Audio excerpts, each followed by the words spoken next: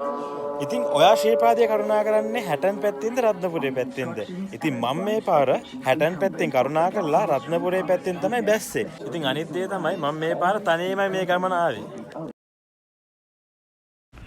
ඉතින් උදේ පාන්දර 4:30ට තමයි මම මේ ගමන පටන් ගත්තේ. ඉතින් මේ පාර කවුරුත් නැති හින්දා ඉක්මනට මම කරුණා කරගෙන උඩට ගියා.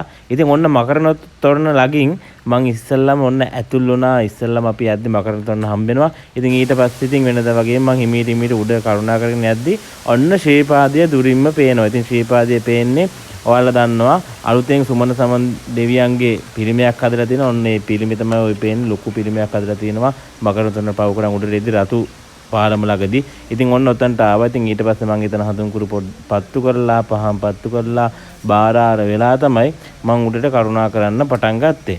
ඉතින් අනිත් වැදගත්ම දේ තමයි මං තනියෙන් යන නිසා බොහොම පරිස්සමෙන් ගියේ. මොකද මොකක් හරි අනතුරක් වුණත් කවුරුත් නැති හින්දා ඉතින් මම බාරාර වෙලාමයි ගියේ. ඉතින් ඔතනට ඇවිල්ලා ඔන්න සාමචෛත්‍ය පහුවෙද්දිම අපිට හම්බෙන උඩරෙදි සිද්ධාලේප.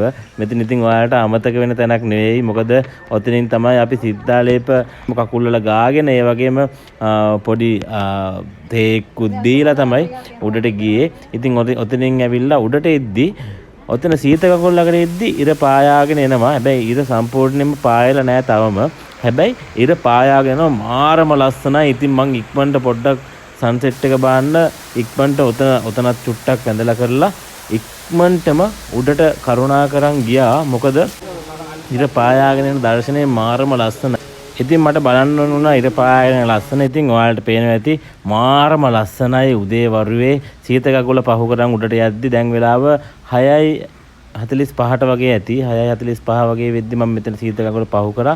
ඉතින් මාරම ලස්සන 6:45 වෙලත් නැහැ. 6 මාර විතරයි. ඉතින් මම ඒ ලස්සනත් එක්ක උඩට කරුණා කරන් ගියා. බලන්න මාරම ලස්සනයි පරිසරයේ කීචි බීචි සද්දෙත් එක්ක කුරුල්ලොන්ගේ. ඉතින් උඩට යද්දි තවත් ඉර පායාගෙන එනම් දැන් 7 මාට විතර ඇති වෙලාව කට්ටිය කරුණා කරලා ඉවර වෙලා බෑගෙන එන කට්ටියක් ඉන්නේ. ඒ අතරේ උඩට කරුණා කරන කට්ටියක් ඉන්නවා. ඉතින් ඔය තමයි ඉදිකටුපාන ළඟට ඇවිල්ලා මං උඩට ඇවිල්ලා මහගිරි දඹේත් පහු කරන් යද්දි මාරම සෙනගක් හිටියේ.